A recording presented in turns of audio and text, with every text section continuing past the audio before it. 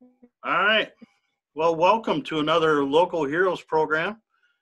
Tonight we've got Kyle Greener and his mom, Loretta, and we're going to let you guys just kind of introduce yourselves. Loretta, why don't you go ahead first? All right. Well, I'm Loretta Greener, and we live in Rice Lake. We have open enrolled our student into the Birchwood Charter School. We chose to go that path when he was in second grade. We started out with the Montessori. And that particular style of learning has opened him up to a whole new world of learning. He's been able to dive into what he wants to learn versus textbook having to sit and read, and there's still tests, there's still checks, there's still balances, but it's just a whole different lifestyle of learning, and it's incredible. So because of that, he was able to join in with the project-based learning, which is he chooses a topic, and it can be the Great Wall of China, and then he dives into it. He does all the research. He looks up all the information that he can find, and then he goes with it. His elective class subject that he did once before was on Tesla, the electric car. Wow. And I think he could sell it probably better than Elon Musk. Don't tell anybody. Awesome. But so that's kind of where we're at with our learning style, and he's really ran with it, and I'm really proud of what he's been able to do, and I'll let him take away the next thing that he did. All righty. Well, Kyle, you're 12 years old, right? Yes. All right. Why don't you just kind of give us a little bit of an outline of how you got started on this particular subject, which is homelessness. Mm-hmm. So how it kind of all started, I guess you could say, is last year when I was in 5th grade, for a guidance project that we had to do something that would give back to the community. That's something that's good for the community pretty much. And basically I was paired with like one other person, and we basically had to decide a way. We decided to do a fundraiser, and we didn't quite know what to do it on. And it was just kind of like a random choosing thing. And we did a fundraiser to help the Benjamin's House in Rice Lake. Okay. And for that particular one last year, it was only in school from the pre-K to 5th grade, and we earned $54, I believe. And then this year, I decided to do a whole elaborative project on homelessness, and to also expand the fundraiser through the entire school and into the community, which the school made no money because of the school got shut down, but the community made a lot. Yeah, I know that your mom was able to share the link for your YouTube video, and we will certainly put that on and try to help with everything that's going on. We think Benjamin House is a great project anyway, and it's exciting to see such a young person try to do their part. I mean, it started out, like you said, as a school project, but it's become more and more of that. It's becoming something that I think you want to do annually, to do a fundraiser for Benjamin's House. And I think it's just an incredible thing to get started. And I'm sure your mom and dad are very, very proud of you. But I just wanted to kind of, like you said, just kind of bring attention to it on my end of it. I think his kind of video kind of shut out. I'm not sure. I think, it kind of freezes up every once in a while. Out in the country, internet connection's kind of spotty, so. Well, we had internet connections everywhere today. There was some issues. So the storm went through, some hail damage around the area, but so, but we'll certainly, like you said, we want to put that link on there and get Kyle's side of it, so. Are you back with us, Kyle?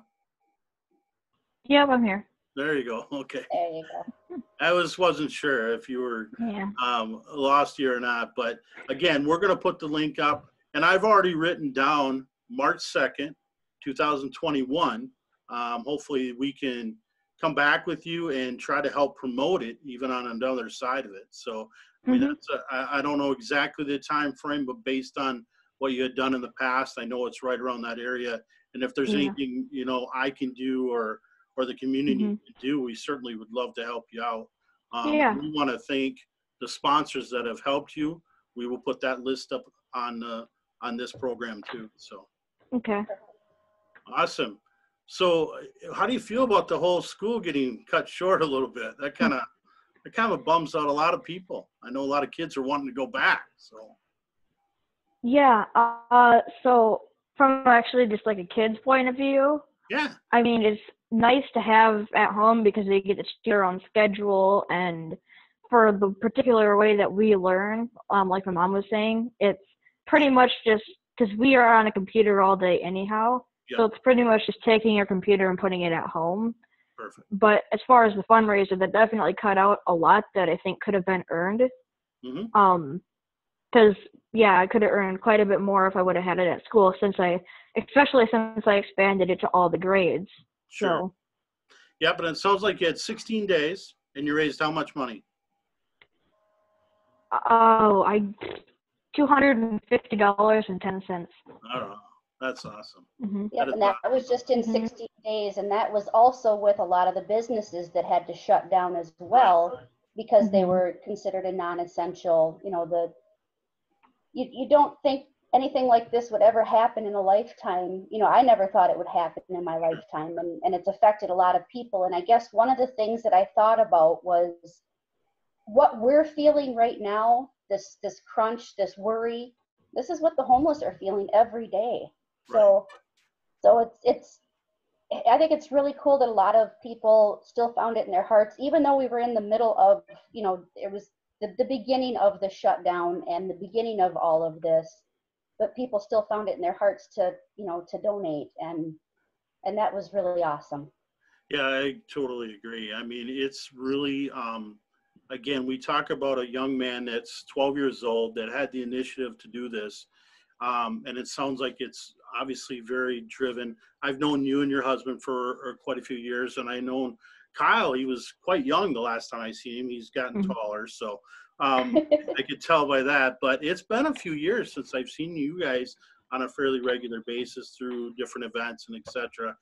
And it was funny because I had posted that we were going to sit down tonight, have this conversation, and it literally have gotten already a ton of people that have just raved about the personality of Kyle has, and I think it's incredibly great just to see someone like that is again just trying to help out the community. Different, probably something that's very new to him, but homelessness in this area isn't, just like what in his video, just isn't somebody that you think is sitting on the side of the road. It's a lot of different ways and a lot of different people. So. Yeah, and I know with us, with our work, our line of work with the lumberyard, we go to conventions, and we go to Chicago, we go to Indiana. And when we go to these places, we see a lot of the in-your-face homeless on the street with the dog, with the sign, with, and, your heart goes out to all of them because they've all got a story. And, but around here, it's not always what you see. It's sometimes it's things can happen in a blink of an eye, and it can leave you homeless. And he just wanted to make sure that after doing all of his research on his project, that people, might be in a situation where they lost their job, they lost their home, and there is a place they can go. And the Benjamin's house is a very good turning point. And like in his video, he says it's not just a place to stay for one night. They help you through everything. Exactly. Kyle, I know that you've done an amazing job bringing light to it.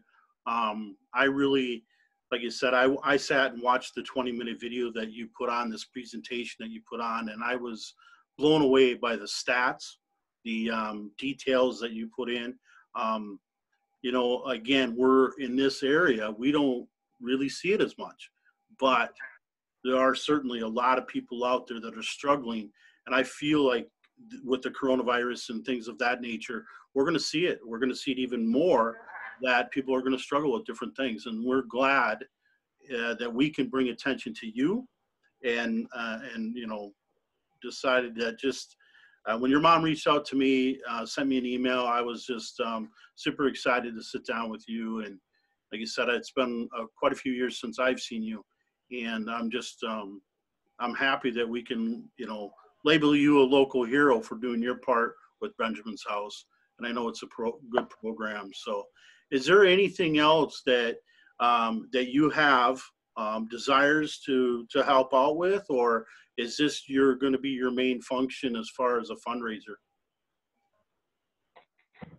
So I have thought about going to the Benjamin's House and doing meal fundraising there, or not meal fundraising, but doing meal volunteering, or basically you can go in and cook a meal, serve it, and eat it with the residents. But obviously it's going to be a while because of this. They're not allowing anybody to come in except for the residents and workers. So but yeah, that's something else that I think that they offer that's really cool to do. Sure. Yeah, I know that they've got a Compassion's Closet there and some other things that I know that they try to help out with different donations.